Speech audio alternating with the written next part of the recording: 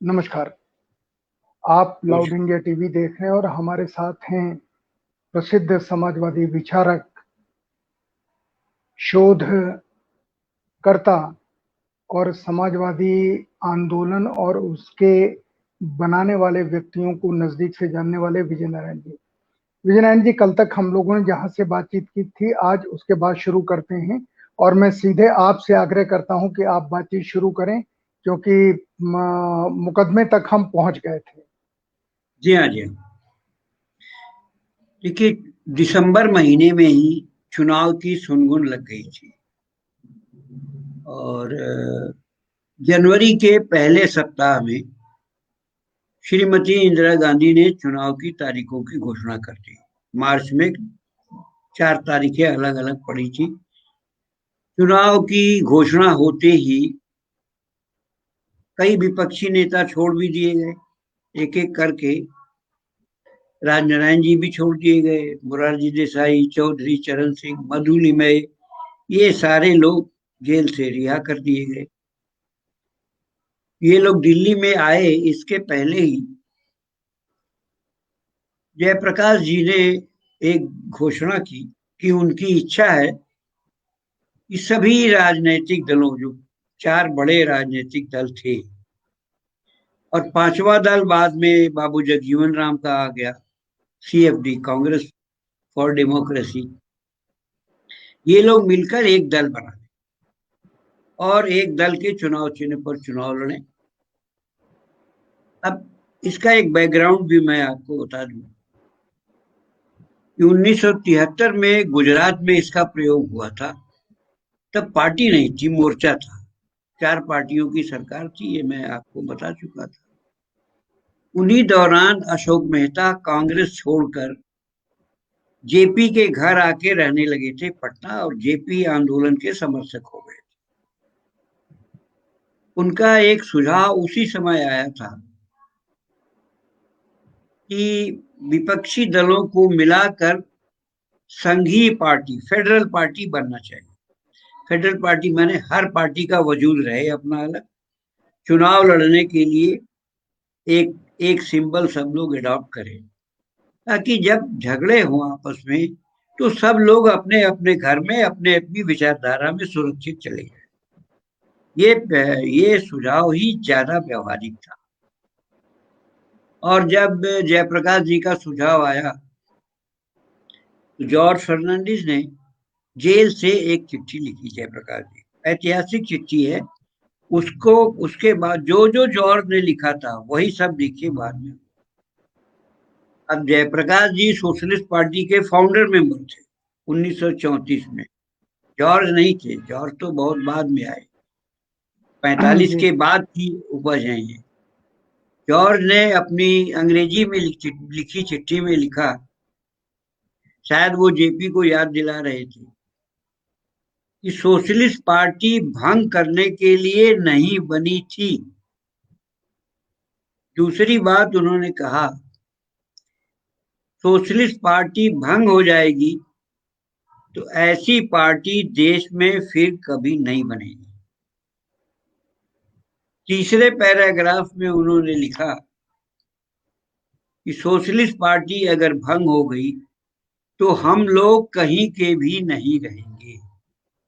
जी। आप जेपी जनता पार्टी की टूट के बाद जेपी की स्थिति से लेकर राजनारायण में चंद्रशेखर और बाद में जॉर्ज के साथ क्या क्या हुआ, कि वास्तव में ये लोग कहीं के भी नहीं रह गए। अपना घर तो खत्म हो ही गया और उस घर को वापस बनाना संभव नहीं था फिर। शायद बिल्कुल, इसीलिए बिल्कुल। जय जॉर्ज ने जेपी को ये ऐतिहासिक चिट्ठी। इसके बाद सोशलिस्ट पार्टी की कार्य समिति की एक मीटिंग बुलाई गई। उसके अध्यक्ष जॉर्ज थे और जेल में थे, तो NG गोरे ने पार्टी की मीटिंग की अध्यक्षता की और पार्टी ने प्रस्ताव पास करके विलय के प्रस्ताव को खारिज कर दिया, अपना वजूद मिटाने के प्रस्ताव का विरोध किया। उस प्रस्ताव को लेकर मधुली में जेपी को देने और उन्हें समझाने गए। प्रस्ताव दिया उन्होंने और ये सुझाव दिया कि पार्टी का वजूद खत्म करके बेहतर ये होगा कि आप फेडरल पार्टी बनाइए, संघीय पार्टी बनाइए, गुजरात की जनता मोर्चा की तरह, कि जब तक सरकार समान कार्यक्रमों पर चले चलाया जाए। जब आपसी विवाद हो, वैचारिक विवाद हो, तो सारे लोग अपनी अपनी पार्टियों में वापस चले। जयप्रकाश जी मधुमेह की बात को नहीं माने। उन्होंने कहा कि पहले तुम लोग अपनी पार्टी को भंग करो, यानी सोशलिस्ट पार्टी, उसके बाद ही मैं अन्य पार्टियों के नेताओं से कहूंगा कि अब आप लोग भी भंग करिए। ये शायद दबाव बनाने का एक उनको आधार मिल जाता। दूसरी बात उन्होंने ये भी कही कि अगर तुम लोग अपनी पार्टी को भंग नहीं करोगे तो मैं चुनाव प्रचार में भाग नहीं। अब ये तीसरी बात ऐसी थी तो जहां सबको झुकना था जेपी के आगे, वो दौर ऐसा था। तो मल्लू मैंने उनसे कहा कि देखिए, डॉक्टर लोहिया भी मेरे नेता थे, आप भी मेरे नेता हैं। डॉक्टर लोहिया ने जब गैर कांग्रेसवाद का प्रस्ताव पेश किया, प्रस्तावना की पार्टी सम्मेलन में, तो मैंने इसका विरोध किया था। फिर डॉक्टर लोहिया आते आते अंत में इस स्तर पर आ गए कि तुम मेरे इस प्रस्ताव को ट्रायल दो, देखो इसका क्या नतीजा निकलता है। तो मैं उनकी बात को मान गया, फिर उसको ट्रायल दिया गया।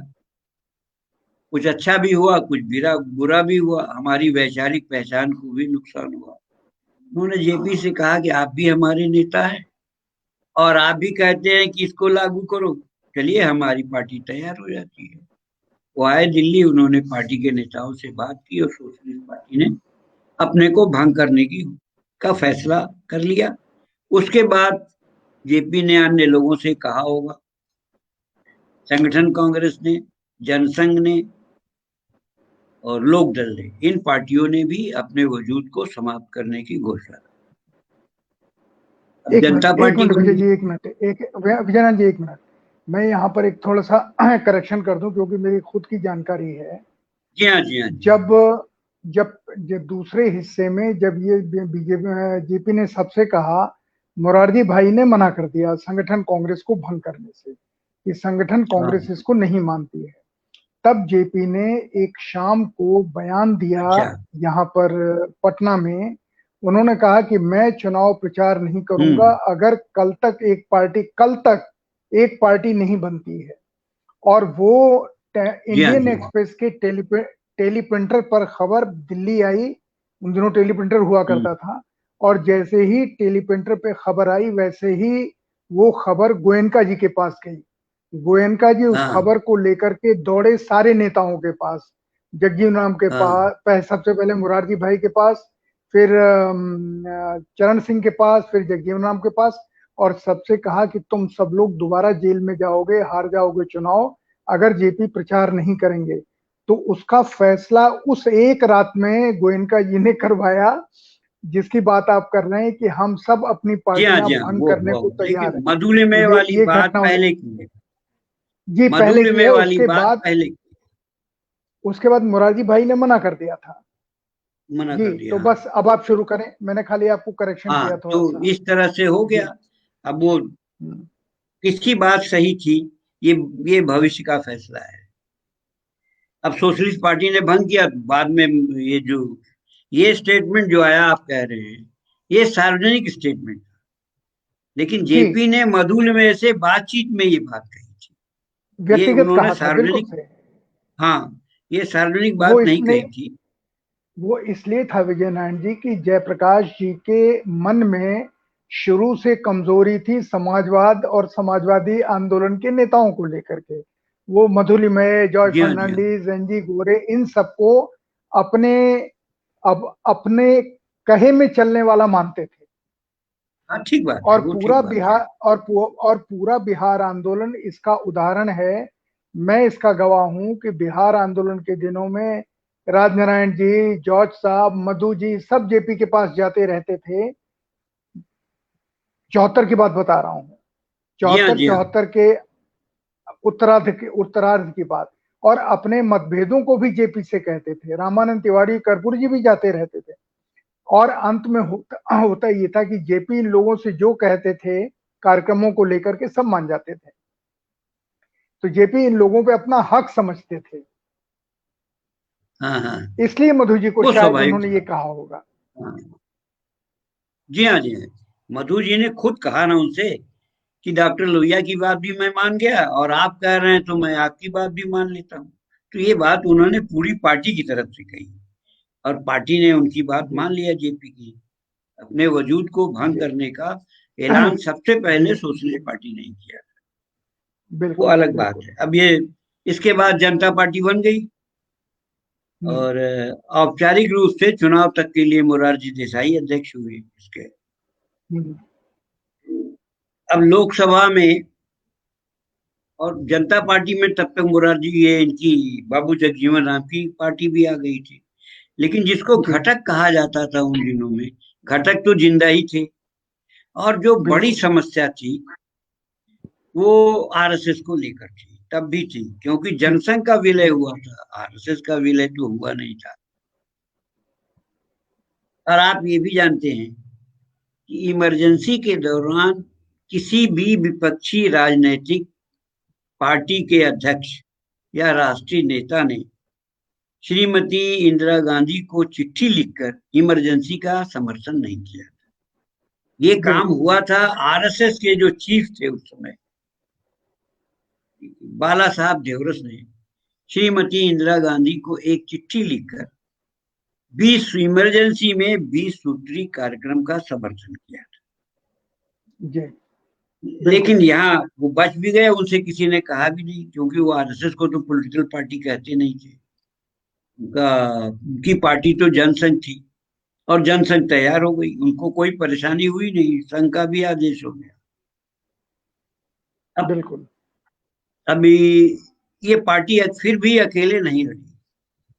बंगाल में इस पार्टी का वाम मोर्चे के साथ तालमेल हो गया और उस तालमेल के कारण ही ये पार्टी 300 से ज्यादा सीटें पा सकी।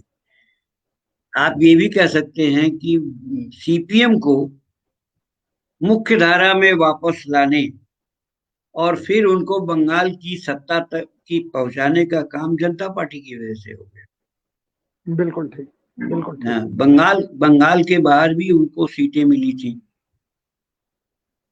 इसके बाद सरकार बन गई, सरकार अच्छी चल रही थी, मोरारजी देसाई के नेतृत्व में एक अच्छी सरकार चल रही थी। अब इस सरकार में जॉर्ज फर्नांडिस की भूमिका क्या थी उसको भी मैं यहाँ आपको चर्चा में लाना चाहूंगा। जी जॉर्ज फर्नांडिस ने जॉर्ज फर्नांडिस को पहले संचार मंत्री बनाया गया था और बाद में उनको उद्योग मंत्री बना दिया गया। जी मोरारजी देसाई सबसे अधिक जॉर्ज फर्नांडिस के कामों से प्रभावित थे और वो हर अपना निजी काम भी उनको सौंपते थे, विदेश का भी देश का भी। लेकिन इस बीच दो ऐतिहासिक घटनाएं हुई। जॉर्ज फर्नांडिस ने कोका कोला का राष्ट्रीयकरण कर दिया, जो अमेरिकी पूंजीवाद का फ्लैगशिप कहा जाता था। और ये कैबिनेट का कोई फैसला नहीं हुआ, उन्होंने अपने अधिकार से कर दिया। तो मुरारजी ने उनसे पूछा कि भाई तुमने ये कैसे कर दिया, ये तो कैबिनेट का फैसला था।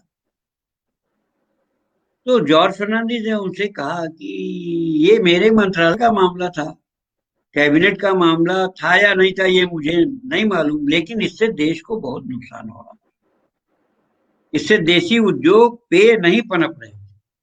तो मुरारजी देसाई ने उनकी बात मान लिया और कोका कोला इस देश से चला गया। आपको ठीक याद होगा, कई राष्ट्रीय पेय, double seven, Campa Cola, Thums Up तो आज भी चल रहा है। उस बिल्कुल। दौर में देसी हालांकि पेय पेय निकले। हालांकि हालांकि उसको खरीद लिया है मल्टीनेशनल ने। हाँ हाँ, वो हुआ 89 के बाद। जो 89 के बाद, हाँ। वैश्वीकरण की नीति आई है उसके बाद जो सब लिबरल हो गया। आप तो वीपी सिंह की सरकार में भी थे। जी जी। कोका कोला को वापस लाने की अनुमति वीपी सिंह की सरकार ने दी, और कैबिनेट मंत्री बिल्कुल। के रूप में जॉर्ज फर्नांडिस अकेले थे जिन्होंने इसका विरोध किया हम्म, था। तो जी। जो स्वदेशी का नारा आज दिया जा रहा है, स्वदेशी की दिशा में जॉर्ज फर्नांडिस ने दो ऐतिहासिक कदम उठाए। जॉर्ज फर्नांडिस को अक्सर लोग संघर्ष का ही, आंदोलन का ही नेता कहते हैं। दूसरा फैसला हम्म, उन्होंने किया, उन दिनों कंप्यूटर लेकर भारत में जो पहली अमेरिकी कंपनी आई थी, आईबीएम, इंटरनेशनल बिजनेस मशीन्स, ये कंपनी आज भी है भारत में। जी। जॉर्ज फर्नांडिस ने आईबीएम को बैन कर दिया। उसका नतीजा ये हुआ कि बेंगलोर में देसी सॉफ्टवेयर इंडस्ट्री का बड़ी तेजी से विकास हुआ। फिर हैदराबाद में भी हुआ, बंबई में भी हुआ, अन्य जगहों पर भी हुआ। आज उस उद्योग में हम दुनिया में चौथे पांचवें स्थान पर हैं। तो आईबीएम को अगर भगाया न गया होता तो हमारे देश में सॉफ्टवेयर उद्योग पनपा नहीं होता। ये श्रेय जॉर्ज फर्नांडिस का था।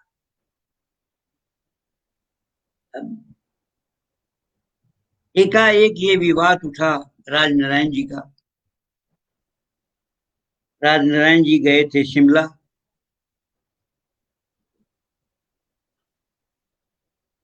शिमला में युवा जनता की एक मीटिंग थी, मीटिंग चल रही थी। जॉर्ज राजनारायण जी उस मीटिंग में बोले नहीं थे। राजनारायण जी लौटते वक्त उस मीटिंग की तरफ से होते आए वहां, बस। इसी पर शिकायत हुई मोरारजी देसाई से उनकी, और वो कैबिनेट से निकाल दिए गए। अब राजनारायण जी को वापस लाने और वो जो फिर से सुलह कराने की कोशिश हुई, ये मधुनिमय ने की। लेकिन दोबारा की जो टूट हुई, उसमें जॉर्ज फर्नांडिस की पूरी भूमिका बहुत चर्चा में रही। इसलिए कि जब पार्टी में दोबारा टूट शुरू हुई, चरण सिंह को भी निकाला गया, बिहार से कर्पूरी ठाकुर को हटाया गया। ऐसा इसलिए हुआ था कि जनता पार्टी में समीकरण बदल गए, और सारे समीकरण बदलने का काम देखिए आरएसएस का खेमा जनसंघ के लोग करते थे। वो जिधर चले गए वो खेमा भारी हो गया, वो जिधर चले न छोड़ दिए वो खेमा कमजोर हो गया। तो राज्यों का जब चुनाव हुआ तो उनका गठबंधन लोकदल के साथ हो गया। तो लोकदल की सरकारें चार जगह बन गई और चार मुख्यमंत्री भाजपा के हो गए। ये एक समीकरण जब आते आते 78 के अंत में बदला है। तो कर्पूरी ठाकुर भी हटा दिए गए, देवीलाल भी हटा दिए गए, राम नरेश भी हार गए थे। उनकी जगह पर हालांकि उसी खेमे के एक आदमी बनारसी दास जीत गए। तो ये जी। उठा पटक का सिलसिला बहुत तेजी से चल रहा था। और विडंबना ये थी कि पार्टी के अध्यक्ष चंद्रशेखर और प्रधानमंत्री मोरारजी देसाई इससे बिल्कुल दूर थे। इसमें कोई हस्तक्षेप करने की उनकी या तो कोशिश नहीं थी, या वो जो कुछ भी हो रहा था वो उसके मूक दर्शक थे या साथ में थे। फिर 79 आते आते पार्टी की टूटन शुरू हो गई, जो एक इंदिरा एक चीज गांधी की। यहाँ एक चीज यहाँ और बता दूं। हाँ आप सही कह रहे हैं, लेकिन चंद्रशेखर जी और मोरारजी देसाई में दूरी बहुत बढ़ गई थी। जयप्रकाश जी के मृत्यु की खबर के बाद जो हालात बने थे, जिस तरह मोरारजी भाई देसाई ने लोकसभा में घोषणा कर दी थी जेपी की मृत्यु की, उससे चंद्रशेखर जी और मोरारजी भाई में दूरी बढ़ गई थी, क्योंकि हाँ कुछ हाँ, घटनाओं को मैं ये व्यक्तिगत जानता हूँ। ये और ये चंद्रशेखर जी ऑन रिकॉर्ड है, विजय नारायण जी। रविवार में मैंने उनका इंटरव्यू लिया था, पहला इंटरव्यू, जिसमें उन्होंने जो आने वाली मेरी किताब में है शामिल, जिसमें उन्होंने पहली बार मोरारजी देसाई के ऊपर सीधा हमला किया था। वो हुआ, लेकिन एक चीज आपको और याद रखना चाहिए। हम्म, मई 79 में जयप्रकाश जी ने मुरारजी को एक चिट्ठी लिखी, हम्म, ऐतिहासिक चिट्ठी, जिसमें उन्होंने शिकायत की थी कि हमने आंदोलन के दौरान और जनता पार्टी बनते समय देश की जनता से जो वादे किए थे वो वादे पूरे नहीं बिल्कुल हुए। बिल्कुल। तो ये सब आप सब जोड़ कर देखिए, ये एक नाराजगी के आधार भी थे। और बिल्कुल वैसे मुरार जी की सरकार चल रही थी बहुत अच्छा, इसमें कतई कोई दो इसमें राय कोई नहीं। इसमें कोई दो हाँ, राय नहीं, कोई दो राय ये दुर्भाग्यपूर्ण स्थिति थी। और इसी समय जनता पार्टी की टूट अभी औपचारिक नहीं हुई थी, लेकिन टूट ने अपना काम करना शुरू कर दिया था। इसी का लाभ उठाकर आप ये भी कह सकते हैं कि कुछ लोगों ने कि से संपर्क में आकर श्रीमती इंदिरा गांधी की ओर से एक अविश्वास प्रस्ताव आया था। जॉर्ज फर्नांडिस ने इसके विरोध में भाषण किया, और बहुत बढ़िया भाषण। मोरारजी देसाई जनता पार्टी के पक्ष में जितने लोग भी बोले, सबसे बढ़िया भाषण जॉर्ज फर्नांडिस का कहा जाता है। लेकिन उसके 2 दिन बाद ही उन्होंने मंत्रिमंडल से इस्तीफा दे दिया। अब इससे जॉर्ज फर्नांडिस की नाराजगी उन लोगों से भी बढ़ गई जो उनके करीबी थे, जो उनके लोग थे, जो समाजवादी खेमे के थे। तो एकदम सब कुछ जैसे अपसेट हो गया। अब ये अपसेट होने का कारण ये था कि उनके जो नेता थे मधुलिमे, वो मोरारजी देसाई के साथ किसी व्यक्तिगत विवाद के कारण बहुत तनाव में थे, और वो इस खेमे में आ गए थे। तो 2 दिन बाद ही मैं ये उनको। एक मिनट, मैं यही आपको एक चीज और आप मुझे भी तायद करेंगे कि हाँ जब जॉर्ज का पहला भाषण हुआ तो मधु जी विदेश में थे, और हाँ उसके बाद मधु जी देश में आए। और मैंने चौधरी साहब और राजनारायण जी की बातचीत सुनी थी, क्योंकि मैं उन दिनों हम रविवार के लोग अक्सर घुसे रहते थे अपोजिशन लीडर्स के घर में, जिसमें ठीक चौधरी ठीक साहब ठीक। कह रहे थे कि रात में मधु जी आ रहे हैं, तब देखो क्या हम्म। होता है, स्थिति हाँ बदलती है हाँ, कि नहीं। और ठीक मधु बात। जी आए, उन्होंने उन्होंने जॉर्ज साहब को कहा। और फिर जो अभी आपने पहले भाषण की बात की कि सबसे अच्छा भाषण जॉर्ज साहब ने मुरारजी भाई के पक्ष में दिया था, हटने के बाद फिर जॉर्ज साहब ने लोकसभा में उसके विपरीत भाषण दिया, वो भी बहुत अच्छा भाषण दिया। हाँ ठीक है। तो हाँ कैबिनेट से उनका इस्तीफा हो गया, वो सरकार गिर गई, वो टूट की कहानी अलग है। लेकिन इस बीच जी में मैं थोड़ा सा जिक्र आपको जी मुजफ्फरपुर का करना चाहता हूँ, क्योंकि जी जॉर्ज बिल्कुल। मुजफ्फरपुर से चुन के आए थे। हम्म और मुजफ्फरपुर से जॉर्ज का उसके पहले का कोई रिश्ता खास था नहीं। हम्म मुजफ्फरपुर समाजवादियों का गढ़ था, पहले का भी। बिल्कुल जॉर्ज फर्नांडिस बड़ौदा से लोकसभा का चुनाव लड़ना चाहते थे, लेकिन मोरारजी इसके लिए तैयार नहीं हुए। उन्होंने कहा गुजरात की सीट है, कि वो कोई भी सीट हम ऐसे आंदोलन के नेता को नहीं देंगे। वो सीट मुजफ्फरपुर की जो सोशलिस्ट घटक के कोटे में आई, वो सारी व्यवस्था मधुलिमे ने कराई। वो लोकसभा में गए भी तो मधुलिमे के चलते गए, और मंत्री बने तो भी मधुलिमे के चलते ही बने। अब वो एक बैकग्राउंड था उनके संबंधों का। मधुलिमे ही उनके गुरु भी थे, उनके गाइड भी थे, उनके निर्माता भी थे। तो जब ये मुजफ्फरपुर में चुनाव लड़ने की बात आई तो जॉर्ज जेल में थे। मुजफ्फरपुर के लोगों ने जॉर्ज की मूर्ति बनाई, वो कार्डबोर्ड जो होता है, जिसमें जॉर्ज हथकड़ी लगा करके कचहरी में जा रहे हैं। बड़े, हाँ, बड़े हथकड़ी लगी हुई हाथ में, और जॉर्ज के बड़े बड़े बोर्ड बना करके मुजफ्फरपुर के लोगों ने अपने पैसे से अपना चंदा जुटा करके जॉर्ज फर्नांडिस को ऐतिहासिक जीत दिलाई। एक और एक रुपया जॉर्ज जीते इकट्ठा थे। हुआ था।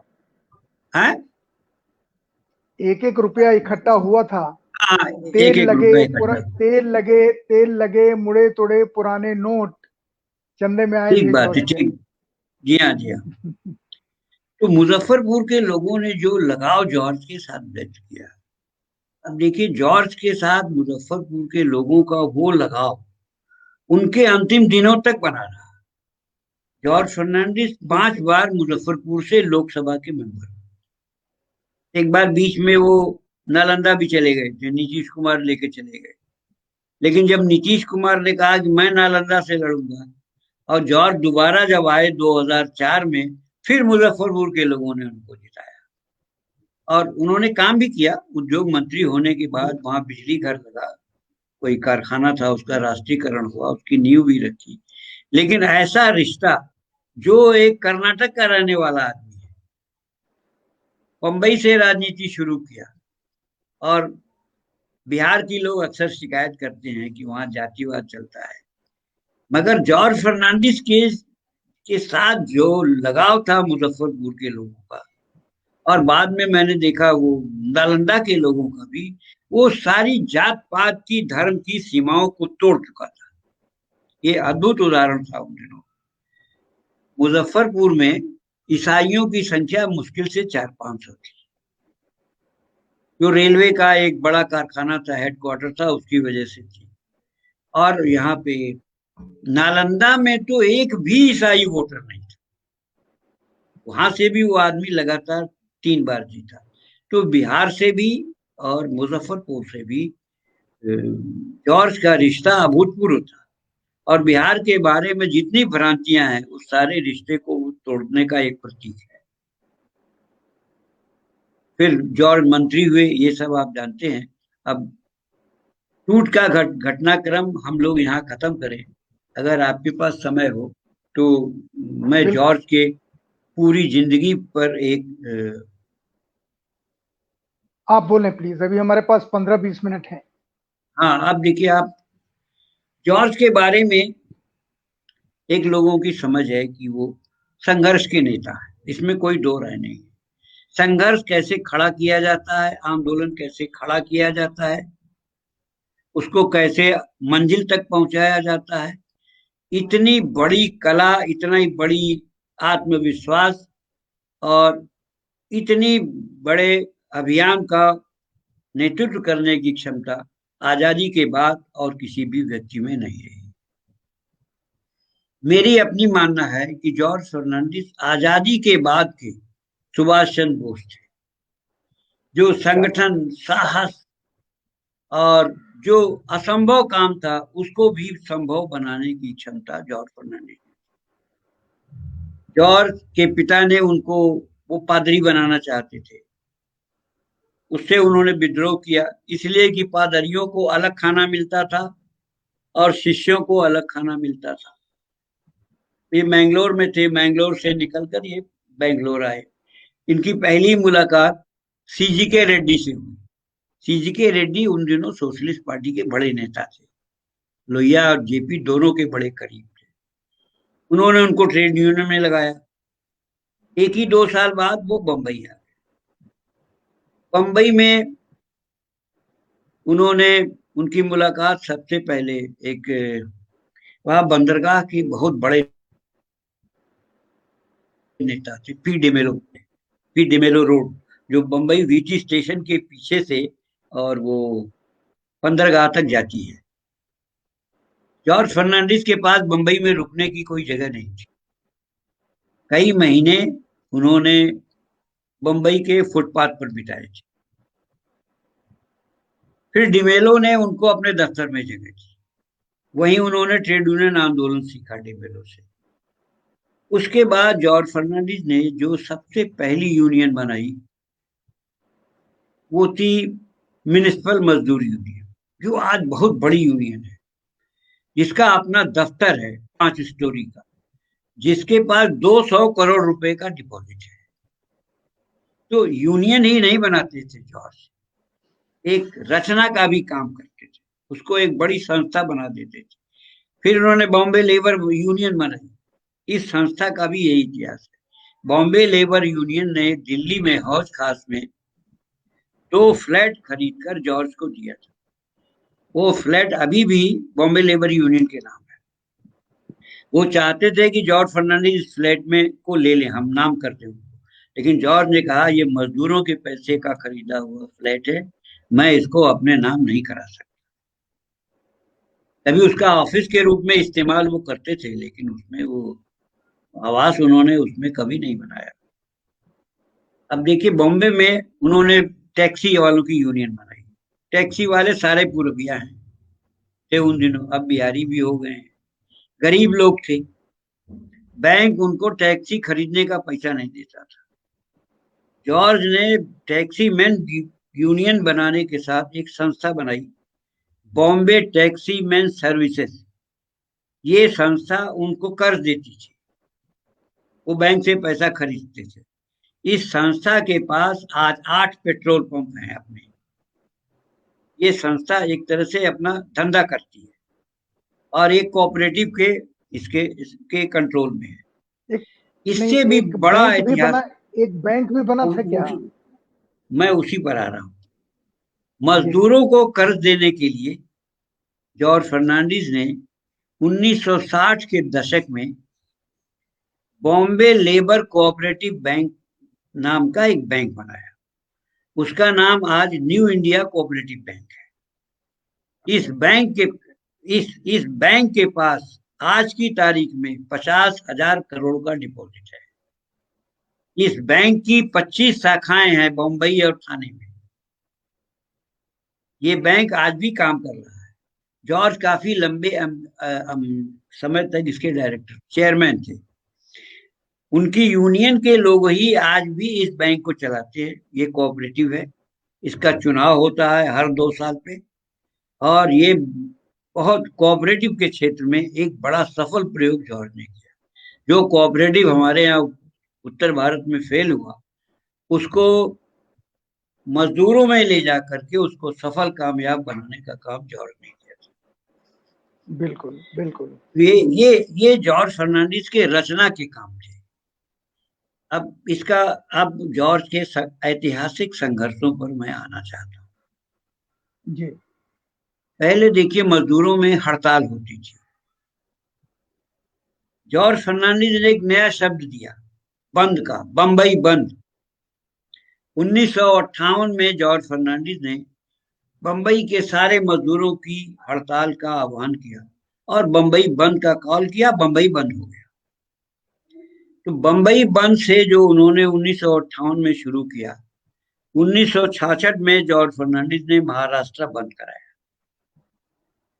और जब रेल हड़ताल हुई तो 15 मई 1974 को रेल हड़ताल के समर्थन में जॉर्ज ने जेल से आह्वान किया भारत बंद का। 15 मई 74 को भारत बंद हो, पहला भारत बंद था। अब हड़ताल कहीं नहीं आता, हड़ताल शब्द गायब हो गया। अब हड़ताल की जगह बंद लेने ले लिया। ये जॉर्ज फर्नांडिस की मौलिक देन थी। यह मजदूरों के आंदोलन को एक राजनैतिक स्वरूप देने के लिए, राजनैतिक समर्थन देने के लिए जॉर्ज फर्नांडिस ने ये बंद का शब्द का आह्वान। अब थोड़ा आप आ जाइए रेल हड़ताल पर, जिसके लिए जॉर्ज हाँ, मैं यही जानना चाह रहा हूँ कि वो उस समय बिहार आंदोलन चरम पर था और हाँ, उस समय ये 3 दिन की रेल बंदी का फैसला कैसे हुआ? कौन सा? वो उस फैसले पर रे, मैं आ रहा हूँ। जी। रेल हड़ताल अलग चीज थी, जेपी आंदोलन अलग था। ये अलग था कि ये बात अलग थी कि जब हड़ताल हुई तो पूरी सोशलिस्ट पार्टी के लोग पूरे देश में वो हड़ताल में शामिल हुए और जेल भी गए। जेपी आंदोलन से आप यही कह सकते हैं कि जो जेपी आंदोलन का उफान था, रेल मजदूर आंदोलन हड़ताल को मिला। और रेल हड़ताल में जो कुछ भी हुआ उसका लाभ बाद में जेपी आंदोलन को भी मिला। वो मैं आपको बता रहा हूँ। ये हड़ताल हुई कैसे? 1973 के नवंबर महीने में George Fernandes all India railway men's federation के अध्यक्ष चुने गए। उन दिनों रेल की स्थिति ये थी कि रेल का सबसे बड़ा संगठन all India railway men's federation था, जिसके कभी जेपी भी अध्यक्ष थे 1948 में।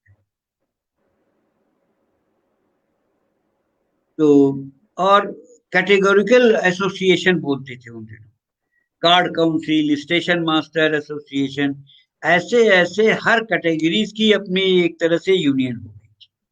और कुछ यूनियनें सीपीएम के साथ थी, कुछ यूनियनें सीपीआई के साथ थी। अब हड़ताल तभी संभव थी जब इतने सारे लोगों को जोड़ा जाता। जॉर्ज फर्नांडिस अध्यक्ष होने के बाद जो पहली बैठक में आए, उन्होंने ये प्रस्ताव पास करा लिया कि भाई जो कैटेगरिकल एसोसिएशन है उनको संघर्ष का एक बड़ा प्लेटफॉर्म बनना चाहिए। उनका ये प्रस्ताव पास हो गया। उन्होंने सारे एसोसिएशनों की मीटिंग बुलाई दिल्ली में, सारे लोग आ गए और एक संघर्ष समिति बन गई। ये सब जैसे किसी चीज के लिए आप पहले से माहौल तैयार है। मजदूरों की नाराजगी थी, उनका वेतन बढ़ नहीं रहा था, उनकी सुविधाएं बढ़ नहीं रही थी और मनमाना निष्कासन होता था। देखते देखते एक ही दिन में, कुछ घंटों के अंदर ही एक संगठन बन गया जिसका नाम था national coordination committee for railway men's struggle, और जॉर्ज फर्नांडिस उसके अध्यक्ष हो गए। उनके अलावा हर एसोसिएशन का एक आदमी और फेडरेशन के 3 आदमी उसके संघर्ष समिति के सदस्य हुए। वार्ता चलने लगी, कोशिश की गई सरकार से वार्ता की, सरकार ने बात नहीं की। सरकार कहती थी कि मैं सिर्फ एआईआरएफ से बात करूंगा। तो ये हुआ कि एआईआरएफ से ही बात करो। एआईआरएफ के जो अध्यक्ष हैं वही तो एनसीआरएस सीसीआरएस के भी कोऑर्डिनेटर है, लेकिन बात कुछ बनी नहीं। तो हो गया हड़ताल का फैसला। 8 मई 1974 से इस हड़ताल का प्रस्ताव था। जॉर्ज फर्नांडिस ने पूरे देश के रेल मजदूरों का दौरा किया और दौरे के बाद देश में एकाएक एक बहुत बड़े संघर्ष का माहौल बन गया। आप ये कह सकते हैं कि उत्तर भारत में एपी आंदोलन का जो फिजा थी, जो संघर्ष का माहौल बन रहा था, उन दोनों को जोड़ करके देखिए तो एक इस आंदोलन को भी लाभ मिला था। लेकिन भारत सरकार इस आंदोलन को कुचलने के लिए पूरी तैयारी कर चुकी थी। 1 मई को लखनऊ में मई दिवस मनाया जा रहा था मजदूरों की तरफ से। जॉर्ज यहीं आए थे, बड़ा जोशीला भाषण हुआ और भाषण के बाद ही उनको रेलवे के गेस्ट हाउस से रात को गिरफ्तार कर लिया गया। इसका नतीजा ये हुआ कि लखनऊ में उसी दिन से हड़ताल शुरू हो गई। उत्तर रेलवे में हड़ताल बढ़ती गई और 8 मई आते आते पूरे देश में 100% हड़ताल हो गई। इस हड़ताल को रेल मजदूरों की कॉलोनियों में सरकार ने पुलिस भेजी, बीएसएफ भेजी, सीआरपी भेजी। मजदूर नेता नहीं मिले। उनके परिवार के लोगों के साथ बड़ा दमन किया गया, अत्याचार किया गया और इसकी चर्चा देश की मीडिया में भी हुई। उन दिनों मीडिया आज की तरह नहीं था। मीडिया तो प्रो जनता होता था, प्रो लेबर होता था। खूब उछली ये बात मजदूरों के आंदोलन की और फिर राजनीतिक दल भी आए। सोशलिस्ट पार्टी सबसे आगे थी क्योंकि रेल मजदूर आंदोलन का रिश्ता सोशलिस्ट पार्टी से सबसे पुराना शायद जयप्रकाश जी के समय का था। अंत में 20 दिन के बाद 8 मई से जोड़िए 27 ये हड़ताल वापस ले ली गई। हड़ताल वापस इसलिए ली गई कि सीपीआई के अध्यक्ष थे ऐसे डांगे, उनकी भी यूनियन थी। उन्होंने 5-6 दिन पहले ही अपने को जो संघर्ष समिति बनी थी उससे अलग होने का ऐलान कर लिया और कहा कि अब सर बहुत नुकसान हो रहा है, अब ये हड़ताल खत्म होनी चाहिए। इसको देखते हुए जॉर्ज उस समय जेल में ही थे। लोग उनसे मिलने गए और ये हड़ताल वापस हुई। अब इस हड़ताल ने जॉर्ज को, क्योंकि ये हड़ताल 100% थी, उन दिनों रेल मजदूरों की संख्या 17 लाख थी, आज घटकर 13 लाख हो गई है। तो ये 17 लाख मजदूरों में नियमित भी थे, कैजुअल मजदूर भी, और सब के सब रेल हड़ताल में शामिल थे। और देश पूरा ठप हो गया। इस हड़ताल ने जॉर्ज को विश्व स्तर का नेता बना दिया। बिल्कुल इन बिल्कुल। 17 लाख लोगों की हड़ताल सारी दुनिया में इसके पहले कभी नहीं हुई थी। अब हड़ताल के बाद बड़ी संख्या में, देखिए, हड़ताल के दौरान लोग नौकरी से निकाले गए। जितने नेता थे, कमेटियों के अध्यक्ष थे, सदस्य थे, केवल राष्ट्रीय नहीं, यहां तक कि डिवीजन स्तर के ये सारे पदाधिकारी नौकरी से निकाल दिए गए। बहुत से लोग कोर्ट में गए, बहुत से लोगों को लाभ मिला। उसी में एक मुगल सराय के ऐसे हक भी थे जिन्होंने जॉर्ज की पहली चिट्ठी लिखी थी, जिसका जिक्र मैंने आपको किया। आपने किया, हाँ। जी हाँ। अब जॉर्ज जैसे ही जेल से निकले, वैसे ही एक बयान दिया उन्होंने। रेल मजदूरों को नौकरी से बाहर रखकर और उनको नाराज करके भारत सरकार रेलवे नहीं चला पाएगी। इसका नतीजा ये हुआ कि रेल मंत्री हो गए थे उन दिनों पंडित कमलापति त्रिपाठी। उन्होंने उसको बुलाया, तो मान्यता थी, अध्यक्ष पद पे बात किया और रिश्ते फिर धीरे धीरे सुधरने लगे। उसके बाद तो जेपी आंदोलन हो गया। अब रेल मजदूरों बिल्कुल की खस्ता हालत को देखते हुए देश भर के मजदूर संगठनों से पैसा इकट्ठा करना, सबसे ज्यादा पैसा बंबई से आया था, जॉर्ज की यूनियन ने दिया था। उसको लाकर मजदूरों को राहत पहुंचाने, जिनकी नौकरी चली गई थी, उनको हर महीने कुछ न कुछ व्यवस्था करने का एक बड़ा रचनात्मक काम जॉर्ज फर्नांडिस के प्रयास से हो। इस बीच ऐसा हुआ कि जापान की रेलवे मजदूर यूनियन ने जॉर्ज को बुलाया, उनका सम्मान भी किया और भारत की ये रेल मजदूरों के लिए उन्होंने बहुत बड़ी रकम सहायता के रूप में भेजी। उस रकम का इस्तेमाल जॉर्ज फर्नांडिस ने एक ट्रस्ट बनाने के रूप में किया, और वो ट्रस्ट ये था,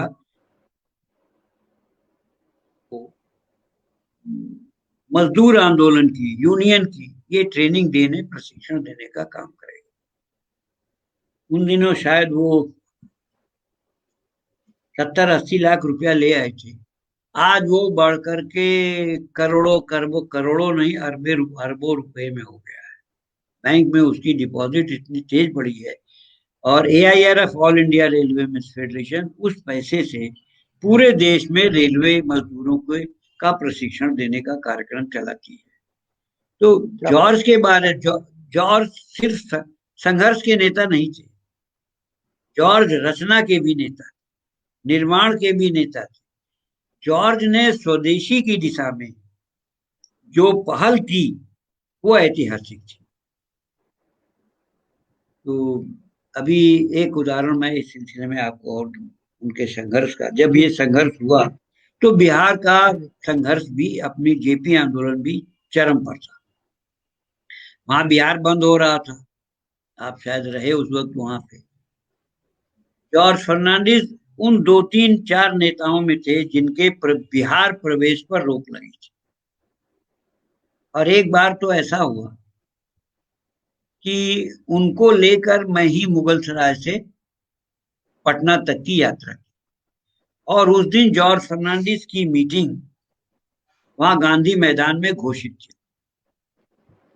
अब मजदूरों ने उनको बैठा दिया यहाँ पे, मैं उनके साथ था। तो ये हुआ कि स्टेशन पर पहुंचते ही गिरफ्तारी हो सकती है। तो हम लोग पटना जंक्शन से एक स्टेशन पहले एक और हाँ, कैंटोनमेंट बोर्ड है दानापुर। वहां, दानापुर दानापुर। दानापुर। हम लोग दानापुर में उतर गए, और दानापुर से उतर करके हम लोग रिक्शे से बस स्टैंड गए, और बस से फिर पटना शहर पहुंचे। फिर एक रिक्शा पकड़ करके एक विधायक के घर हम लोग पहुंच गए। और रामानंद तिवारी को पता चला कि जॉर्ज आ गए हैं, वो आ गए मिलने के लिए। रामानंद तिवारी ने कहा कि तुम बिहार में आ गए हो, ये जानकारी हमको पहले मिल गई थी। वो पुलिस एसोसिएशन के मंत्री थे, अध्यक्ष थे, पूरे बिहार पुलिस एसोसिएशन के अध्यक्ष थे। वो आए और शाम को बड़ी जोरदार ऐतिहासिक मीटिंग, और उसके बाद भी कोई गिरफ्तारी नहीं हो पाई, और उसको मीटिंग को रोकने की भी कोशिश नहीं हुई, क्योंकि कोशिश करने की स्थिति में सरकार उस वक्त बिहार की उस जैन सैलाब को थी नहीं। वहां से आने के बाद एक बार वो और गए, रोक के बावजूद भी गए। इस बार मोहन प्रकाश, जो आजकल कांग्रेस के जनरल सेक्रेटरी हैं, ये बनारस हिंदू यूनिवर्सिटी छात्र संघ के अध्यक्ष थे। तो जेपी आंदोलन ने के नाम पर वहां एक अपना पैनल चुनाव लड़ा था। एक तरफ आरएसएस का खेमा था और एक तरफ सोशलिस्ट खेमा था। इसी में खेमे में जेपी आंदोलन के नाम पर मोहन प्रकाश वहां अध्यक्ष चुने गए थे। मोहन प्रकाश ने अपनी मोटरसाइकिल पर जॉर्ज को बैठाया और मुगल सराय, ये सीधा रास्ता ये रामगढ़ वाला पकड़कर ये फिर बक्सर और आरा होते हुए वो वहां पहुंच गए। उस वक्त भी एक मीटिंग उनकी गांधी मैदान में हुई थी। आपको टाइम हो तो या क्लोज करें या आप कुछ सवाल करें। नहीं, यहाँ क्लोज करना पड़ेगा। कल फिर इसको आगे बढ़ाएंगे। लेकिन जो सबसे महत्वपूर्ण बात आपने बताई वो आज के नेताओं के समझने की है, पत्रकारों के समझने की है, जनता के भी समझने की है कि नेता ऐसा होता है जो मोटरसाइकिल पे बैठ के बनारस से और पटना तक की यात्रा करे और सारे अवरोधों को पार करके जनता को संबोधित करे। एक बार नहीं, जॉर्ज के जीवन में ऐसी बहुत सारी घटनाएं हुई हैं, आप जानते हैं। कल जब हम बातचीत करेंगे तब कुछ चीजों का मेरा भी अनुभव है, आपसे शेयर करूंगा। पर उस दौरान मुझे याद है जॉर्ज जब जेपी से मिलने आते थे तो पटना स्टेशन के रिटायरिंग रूम में रुकते थे। वो कभी होटल में नहीं रुके और ये रिटायरिंग रूम में रुक करके हम लोगों से बातचीत करते थे और जेपी बहुत भरोसा करते थे। खासकर जॉर्ज साहब, मधु जी, और आपको याद होगा ओम प्रकाश दीपक जी वहां थे। जी हाँ, वो तो रहते ही थे, वहीं पे रहते थे। हाँ, तो जेपी बहुत भरोसा करते थे। कल शाम को 6 बजे विजय नारायण जी से हम लोग इसके आगे की बात सुनेंगे और मुझे पूरा विश्वास है आप जॉर्ज के जीवन का जी आप उसके बाद का जो पहलू है, वो लोक दल में गए, फिर बीपी सिंह के साथ गए, फिर आते आते ये जो मामला उनका संघ के साथ, कल इसको क्लोज कल हम लोग खत्म कर देंगे। पक्का पक्का ठीक पक्का।